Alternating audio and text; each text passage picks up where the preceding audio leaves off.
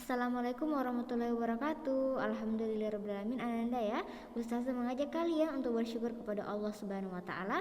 Karena kenapa? Karena pada saat ini Anandaku telah naik tingkatan ya, yang beberapa waktu yang lalu di SMP, sekarang naik tingkatan ke SMA atau sekolah menengah atas. Nah, Anandaku, pada saat ini kita akan mempelajari materi atau mata pelajaran pendidikan Pancasila dan Kewarganegaraan atau yang biasa disingkat dengan PPKN. Nah, karena ini pertemuan pertama, jadi Anandaku Ustazah ingin menjelaskan dulu apa sajakah kompetensi dasar yang berusaha Anandaku capai untuk pembelajaran kita kali ini. Adapun kompetensi dasarnya yaitu KD 3.1, yaitu nilai-nilai Pancasila dalam kerangka praktik penyelenggaraan pemerintahan negara. Jadi kita akan melihat Ananda seperti apa sebenarnya ya nilai-nilai Pancasila yang diterapkan dalam kerangka praktik penyelenggaraan pemerintahan negara. Jadi nanti ini kita tidak akan jauh-jauh atau akan banyak-banyak berbicara mengenai pemerintahan negara Republik Indonesia. Nah, adapun ya sub pembahasan kita atau indikator yang akan kita capai, yang pertama, sistem pembagian kekuasaan negara Republik Indonesia. Adapun pembahasannya itu macam-macam kekuasaan negara, kemudian konsep pembagian kekuasaan di Indonesia, lalu tugas Kementerian Negara Republik Indonesia, klasifikasi kementerian negara, kemudian lembaga pemerintah non-kementerian, dan juga nilai-nilai Pancasila dalam penyelenggaraan pemerintahan negara. Nah, keenam pembahasan ini kita akan bahas bersama-sama ya. Kita cari bersama-sama untuk mencapai KD 3.1. Nah, pada pertemuan kali ini kita akan berusaha memahami sebenarnya seperti apa macam-macam kekuasaan negara secara umum. Nah, adapun tujuan pembelajaran kali ini agar Ananda dapat memahami kekuasaan negara secara umum serta fungsi dan manfaatnya bagi Indonesia. Nah, Anandaku, Ustazah perlihatkan foto ini ya. Foto ini merupakan ya anggota Kabinet Indonesia Maju, Joko Widodo dan Ma'ruf Amin ya untuk tahun 2019-2024. Nah, apa itu kabinet Ananda? Nah, ternyata kabinet itu menurut KBBI, Kamus Besar Bahasa Indonesia, ialah sebuah badan atau dewan pemerintahan yang terdiri atas para menteri atau kantor kerja, terutama bagi presiden, perdana menteri dan sebagainya. Jadi foto yang saya tampilkan tadi merupakan foto atau potret dari kabinet ya Joko Widodo dan Ma'ruf Amin, di mana terdiri dari para menteri ya dan juga presiden serta wakil presiden. Nah, Ananda, apa peran pemerintah? Jadi kabinet ini adalah bagian dari pemerintah ya nak ya. Nah, pemerintah itu atau sebuah negara itu tidak akan berdiri ketika tidak ada yang namanya warga, wilayah, dan pemerintah ya. Salah satunya kabinet ini. Nah, lalu apa peran pemerintah? Ternyata Anandaku, peran pemerintah yaitu mengolah kekuasaan negara untuk mencapai cita-cita dan tujuan negara. Negara itu siapapun sebenarnya Ananda ya, walaupun dia bukan sebuah negara, membutuhkan penguasa. Ya, maksudnya ialah bukan penguasa berarti semena-mena memerintah ya atau semena-mena berbuat, tetapi penguasa ialah memiliki hak lebih dalam mengelola sesuatu ya. Untuk hal ini yaitu negara.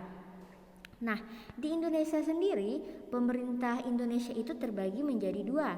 Yang pertama pemerintah pusat ya, kemudian pemerintah daerah. Nah, pemerintah pusat ini ialah pemerintah ya atau bisa dibilang penguasa ya atau pengelola negara yang letaknya berada di ibu kota atau sentralnya pemerintah. Itu kenapa dibilang pemerintah pusat. Kemudian pemerintah daerah ya ialah pengelola kekuasaan ya yang memiliki tempat kerja di daerah-daerah. Jadi kalau sentralnya itu pemerintah pusat, maka di setiap daerah itu ada pemerintah daerah. Nah, lalu berbicara tentang kekuasaan ya. Kekuasaan itu berarti ya, kekuasaan dapat diartikan sebagai kemampuan seseorang untuk mempengaruhi orang lain supaya melakukan tindakan-tindakan yang dikehendaki atau diperintahkannya. Jadi Ananda, Ustaz ulangi lagi, kekuasaan ini sangat penting ya, apalagi dalam sebuah negara, karena jika tidak ada orang yang berkuasa ya, maka tidak akan ada yang namanya desentralisasi pemerintahan, atau tidak akan ada namanya panduan yang terpusat ya.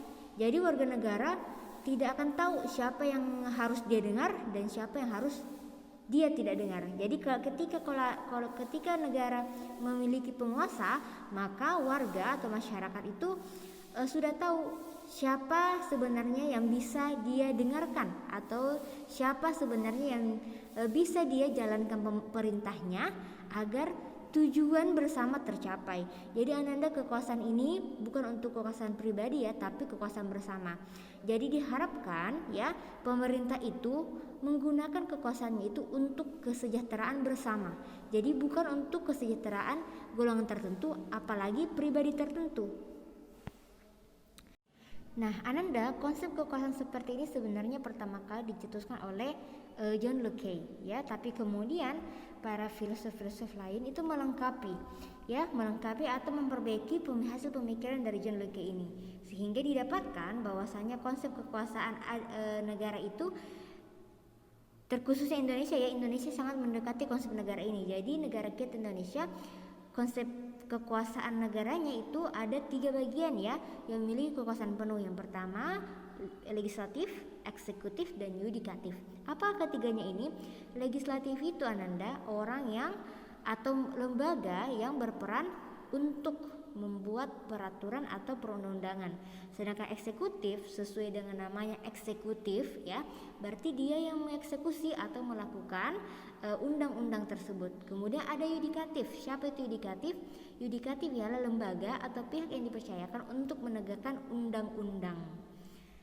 Nah, jadi itu Anda ya. Jadi konsep kekuasaan negara ini dinamakan trias politika, dan inilah yang dianut oleh bangsa Indonesia. Lalu Ananda ya, karena saya sudah menjelaskan sedikit mengenai konsep kekuasaan, Ustazah ingin memberikan kalian tugas ya, silakan Anda tulis ya di buku catatan PPKN masing-masing. Adapun tugasnya itu silakan Anandaku uraikan dalam 1 paragraf mengenai pentingnya kekuasaan negara pada buku catatan PPKN masing-masing. Tugas tersebut akan diinformasikan pada teman yang lainnya atau akan kita diskusikan pada pertemuan selanjutnya. Sekian dan terima kasih. Wassalamualaikum warahmatullahi wabarakatuh.